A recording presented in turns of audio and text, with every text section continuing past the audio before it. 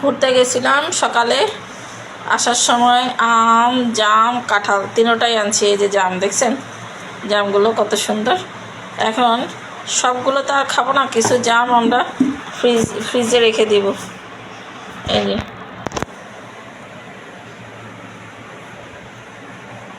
এখানে প্রায় 1.5 কেজি জাম। এখন এটা কিছু বাটিতে রেখে দিব, বাটিতে করে ডিপে রেখে দিব। এখন এই জাম ভর্তা বানাবো। জাম কিন্তু স্বাস্থ্যের জন্য খুবই ভালো। এটা ইনসুলিন, যাদের ডায়াবেটিস আছে তাদের জন্য ভালো, তারপরে কিডনি রোগী তাদের জন্য ভালো। মানে জামটা, মোট কথা জামটা স্বাস্থ্যের জন্য খুবই উপকারী। এই সময় জাম পাওয়া যায়, আপনারা চেষ্টা করবেন একটু জাম কিনে খাওয়ার জন্য বাজার থেকে। আমরা পেলাম তাই নিয়ে আসলাম, প্রায় 1.5 কেজির মতো আনছি। কিছু এই যে টিফিন ক্যারি করে, একসাথে তো আর এতগুলো খাওয়া যাবে না, রেখে দিব। আর বাকিটা এখন একটু ভর্তা করে খাচ্ছি। যে কাঁচামরিচ, লবণ এগুলো দিয়ে ভর্তা, এটা ঝাঁকাবে, ঝাঁকাইয়া তারপর ভর্তা করে খাবো। এই যে এটা বন্ধ করে এখন ঝাঁকাবে।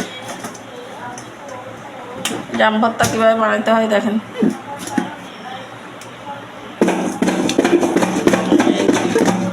একেবারে ঝাঁকানাকা ঝাঁকা দিয়ে দেবেন।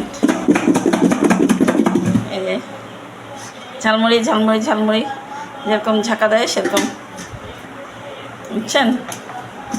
এই যে কি সুন্দর স্যান্ড বেড়েছে, একটা কাঁচা মরিচের একটা ফ্লেভার আসছে।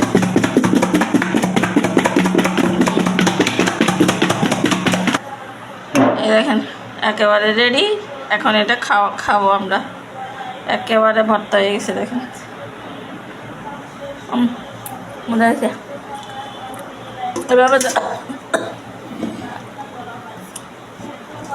ঝাল ঝাল এভাবে জাম ভর্তা করে কারা কারা খেয়েছেন কমেন্টসে জানাই। কিন্তু বন্ধুরা ফলোয়ার দিয়ে দিয়েন, লাইক দিয়েন, শেয়ার করেন।